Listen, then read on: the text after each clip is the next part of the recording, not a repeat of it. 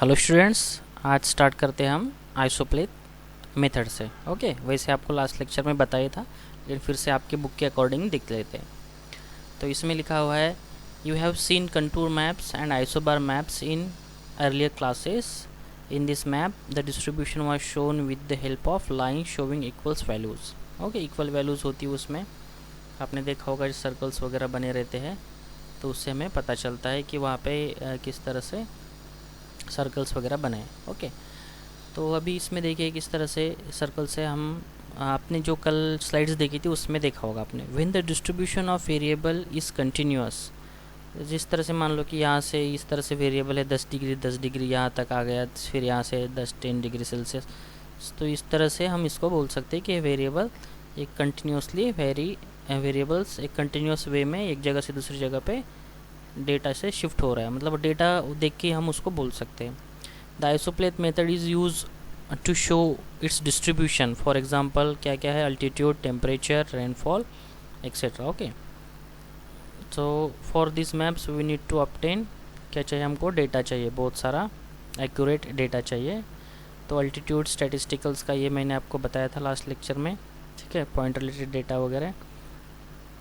तो अभी इसमें जो मेन पॉइंट्स है, okay, so on the basis of this information isopleth map are prepared using the steps below। ये कुछ स्टेप्स दिए हुए हैं।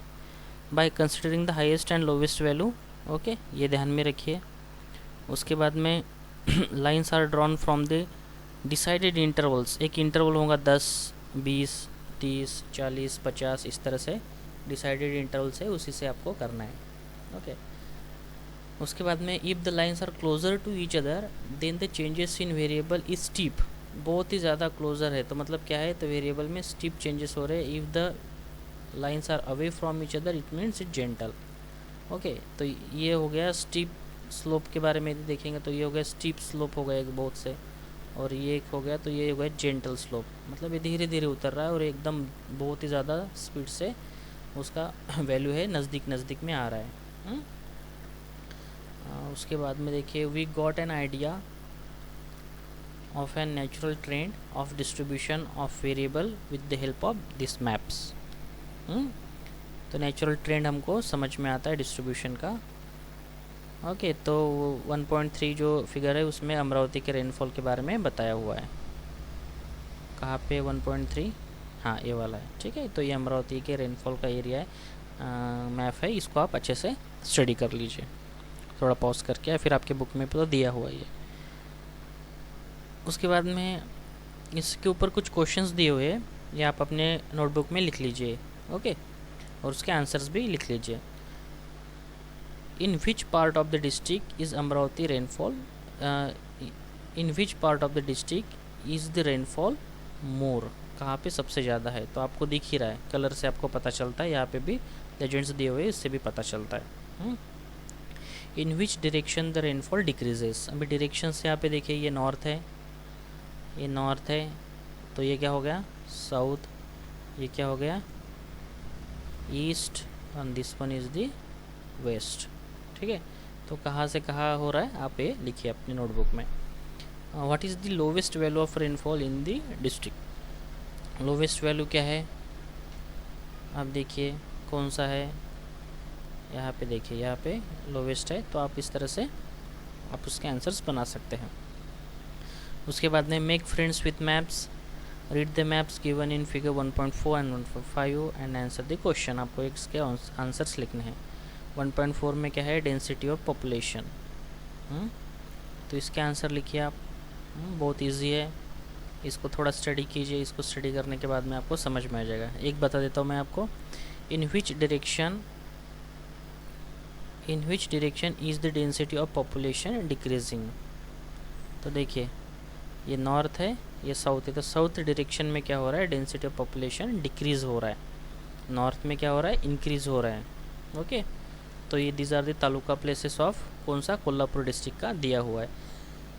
तो ये जो एरिया है इसमें देखिए लेस देन 200, मतलब पर स्क्वायर किलोमीटर में 200 से भी कम लोग रह रहे हैं, और इधर तो देखेंगे आप तो मोर देन 400, मतलब डबल हो रहा है। ओके, तो इस तरह से आपको ये वाला सब के सब आप सॉल्व कर लीजिए। और उसके बाद में 1.5 पे देखिए रेनफॉल दिया हुआ है।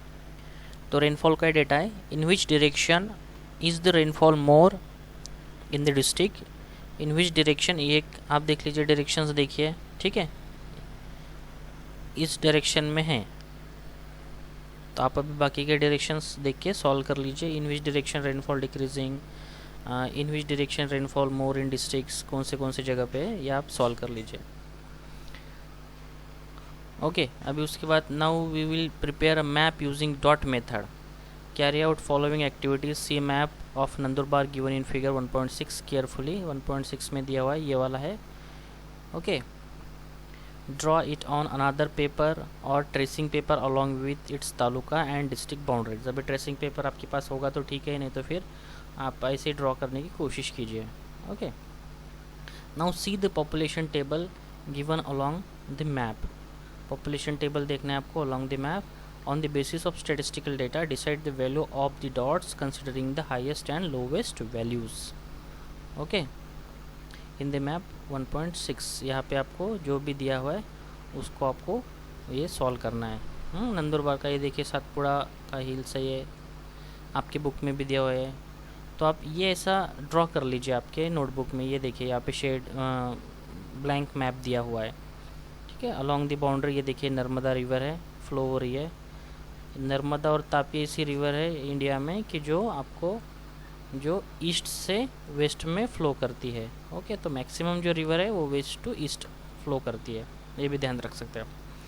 Okay the plain of Tapi, Tapi river का भी है, ठीक है, तापी का एरिया है कुछ। उसके बाद में ये अरकानी रेंज है।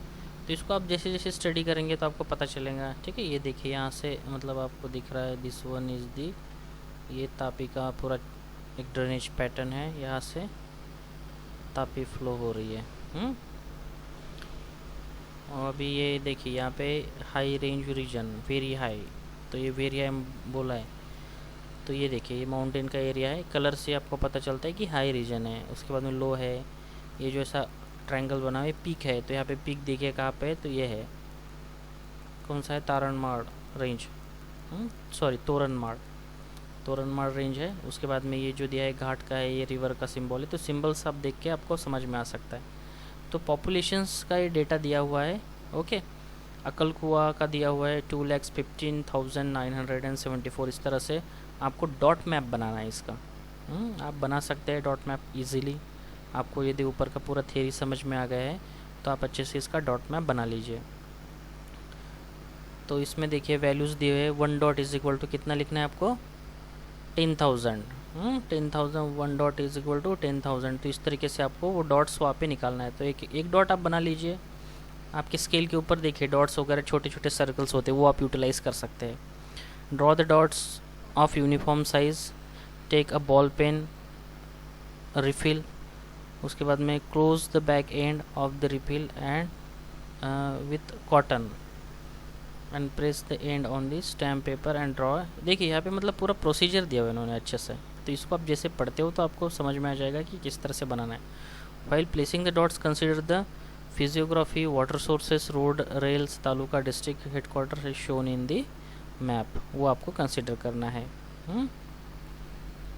उसके बाद में compare the dot with other students and arrange the discussion in the class. अभी ये डिस्कशन इन द क्लास ये because of the corona pandemic it's के नॉट पॉसिबल, लेकिन आप अपने व्हाट्सएप ग्रुप के में डिस्कशन कर सकते हैं।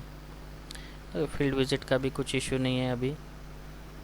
Okay so selection, study area, report writing वगैरह जब कंटिन्यूशन में स्टार्ट हो जाएगा तब हम उसको कैरी आउट करेंगे। ओके अभी इसमें जो एक्सरसाइज दी हुई है, एक्सरसाइज में there are how much questions, 4 या 5 क्वेश्चंस, 4 क्वेश्चंस है। इसको आप सॉल्व कर लीजिए। ये पूरा एक्सरसाइज आपको अच्छे से सॉल्व करना है। इसके बारे में मैं आपको कुछ भी हिंट नहीं देता हूँ, लेकिन आपको ये समझ में आ गया पूरा चैप्टर तो आप इसको इजीली सॉल्व कर सकते हैं। ओके कुछ डाउट्स रहेंगे तो आप एक जूम मीटिंग में आप जूम मीटिंग करके आपसे वो सॉल्व करवाए जाएंगे। कुछ भी डाउट्स रहेंगे तो आप